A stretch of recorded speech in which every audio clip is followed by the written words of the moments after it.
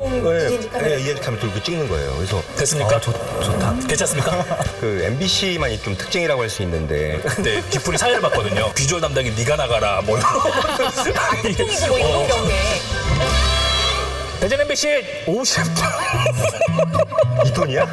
와 2톤 라 넘지, 라 넘지. 와라 넘는데? 아, 나 부담돼. 아까 왜 이렇게 만들어 놓은 거 자리를. 대전 MBC 58주년을 맞이해서 야심차게 준비한 코너입니다. M과 함께 컨텐츠 연대기. M과 함께 오신 모든 분들 환영합니다. 반갑습니다. 이게 누구십니까? 예. 부담 없이 해요. 주눅들지 말고 수진 씨. 누구십니까? 먼저 본인 소개 한번 부탁드리겠습니다. 대전 MBC 편성국장 윤성희입니다. 반갑습니다. 반갑습니다. 부담 없이 알아요. 부담 없이. 우리 편성국장님이십니다. 편성국장님. 네, 그리고 예 반갑습니다. 대전 MBC 보도국장 최기용입니다. 주눅들지 말고 하라고. 그것뿐이 저래야지. 어서 오세요. 어서 오세요. 어서 오세요. 어서 오세요. 두 국장님을 모시고 1996년도에 입사를 하셨었고 그때 입사 동기 그 당시 첫인상 기억하시나요? 두 분의 첫인상. 우리 편성국장님은 많이 안 바뀌신 것 같은데 네. 저는 좀 많이 그 세월의 영향을 많이 받았습니다. 제가 딸과 함께 가끔 보다 보면은 그 자료 화면으로 제가 등장하는 화면 좀 보고 제가 깜짝 놀랄 때가 있는데 이 말씀하시면 이제 자료화면 나가는 거예요. 본인에게 맞는 배우자를 찾는데 사용됩니다. 야, 그러면 뭐 준비된 영상 한번 볼까요? 어떤 영상이 먼저 등장을 하는지. 이거는 뭔가요?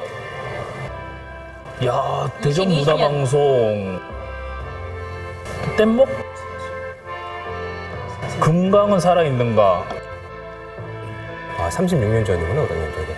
이거는 어디 프로그램이에요? 보도의 편성이에요? 저게 저희 입사 전이죠. 우리가 22년. 그러니까 저게 아마 보도 편성이 흔히 말 콜라보라고 하죠. 같이 했을 거예요. 같이 했던 프로그램으로. 저걸 타고 가는 거예요? 저기서 뜸봉샘, 대청호 거쳐서 금강항원까지 실제로 이제 배를 타고 가는.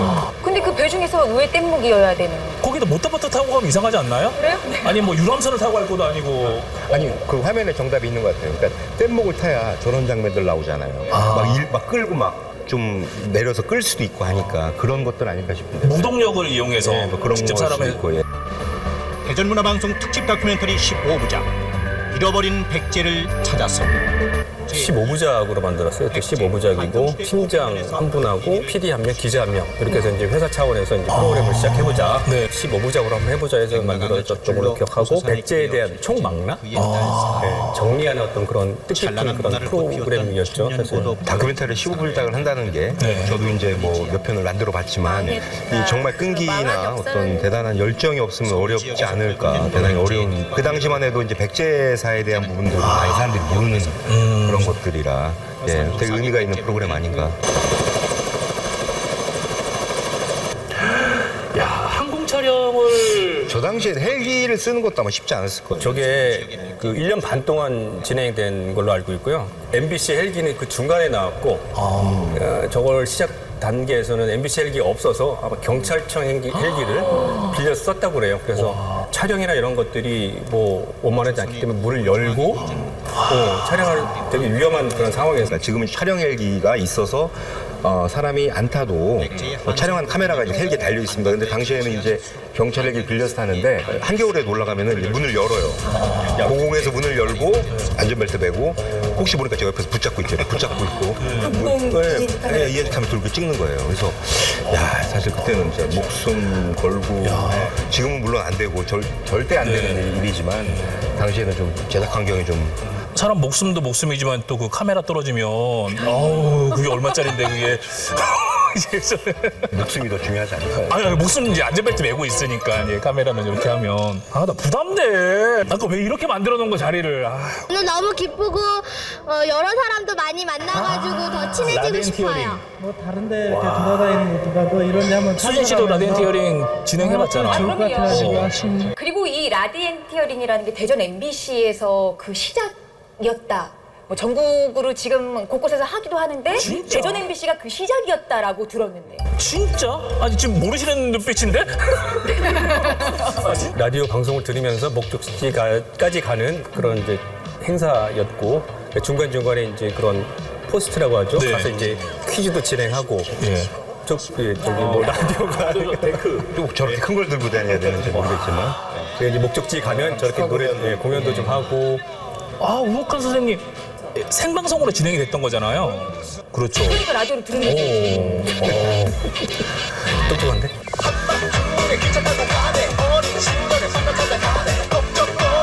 별밤이다. 옛날에는 저런 그 뭐 네. 청소년 대잔치 뭐 이런 것들도 되게 많이 했던 것 같아요. 라디오 공개 방송이 좀 많았고 그 라디오 공개 방송에 이제 그 가수들이 많이 왔죠. 행사들이 많았고 기억에 남는 건 제가 96년도에 입사했는데 그때 H.O.T가 그렇죠. 데뷔 연이죠. 데뷔하고 굉장히 인기를 얻었잖아요. 그래서 저희는 이제 입사하고 나서는 FD를 다녔어요. 네, 현장 진행을 맡았죠. 그래서 통제도 하고 뭐 사고 안 나도록 굉장히 뭐 현장 진행하면서 긴장했던 그력이 좀 나요. 기억이. 그러니까 그 당시 라디오만 해도 얼마나 인기가 있었냐. 맞습니다. 그냥 고스란히 보여지는 별밤도 아주 인기 있는 프로그램이잖아요. 웬만한 가수들도 다 왔죠. 네, 자기 앨범이 나오면 이제 앨범 홍보하기 위해서 그래서 이제 라디오 프로그램에 이제 출연도 많이 하죠. 별밤지기도 유명했잖아요. 별밤지기를 하셨던 분들도 되게 유명한 분들이 하셨고. 별밤 기억나죠? 네, 저 별밤 게스트로 참여를 했었죠. 별밤 그때. 그러고 없어지지 않았나요? 제가 없앴습니다. 제가 마지막으로 하면서 없어지더라고요. 맞아요. 저희가 마지막 너 같이 했군요. 네네. 두 분이 문을 닫았다는 그런 얘기가. 네, 예, 그렇습니다. 예.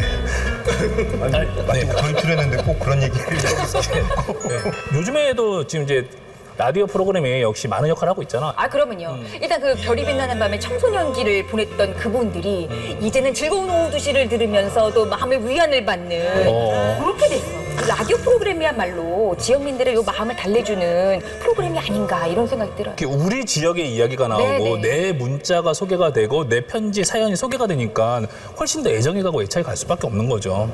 됐습니까? 좋다. 괜찮습니까? 아는 거로 갑시다. 아는 거로. 검찰과 법원 직원, 경찰관 200여 명이 사건을 알선해줬고 그때마다 1월 7일 대전 MBC 보도는 법조계의 검은 관행을 낱낱이 폭로하며 사법개혁에 불을 당겼습니다. 사건을 수임하면서 검찰, 법원, 경찰 관계자들과 유착된 사실이 법조계를 발칵 뒤집었습니다. 급기야 전현직 판검사를 비롯한 MBC 특종하면은 여러 가지들이 있을 텐데 사실 대전 MBC의 특종 중에 가장 전 국민들의 뇌리에 남아 있는 사건 특종이 아니었을까. 법조 비리 사건. 이게 우리가 우리 사회 이제 법조 쪽에 이제 그 잘못된 관행들 있지 않습니까? 뭐 전관예우라든지 가장 처음으로 뉴스를 통해서 이렇게 드러나고 그게 이제 좀 그 경종을 울렸던 그런 사건이었습니다. 예. 지역에서 좀 건드리기가 쉽지 않은 이슈였던 정말 것 같은데요. 제가 이제 연차가 좀 어린 기자였는데 당시에 이제 보도 분위기도 많이 심상치 않다라는 느낌을 받을 정도로 저 보도 이후에 전국적인 파장을 불러일으키면서 전 국민적인 어떤 관심을 또 갖게 됐고.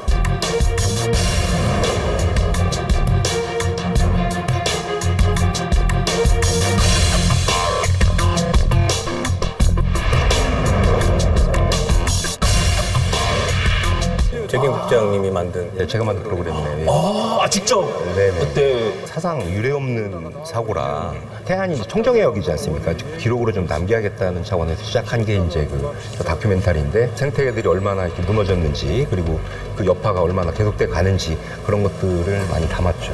이때 태안을 자주 왔다 가셨겠어요? 사건이 났을 때는 당시에 이제 홍성에 저희가 보통 지사가 있었는데 거기서 이제 담당을 했습니다. 그러다가 이제 이후에 이제 가서 이제 2박 3일 정도 있고 뭐 3박 4일 정도 있던 시절도 있었고 그 이후에 이제 태안 유류 피해 극복 기념관이 만들어졌는데 그때 저희가 했던 이제 인터뷰들이라든지 그런 자료 그림들이 거기에 지금 전시돼 있어요. 처음에 이제 기록으로 남겨야겠다라는 게 효과를 거둔 것들 아직도 우리 기억되는 것들이 좀 보람이 있던 것 같습니다.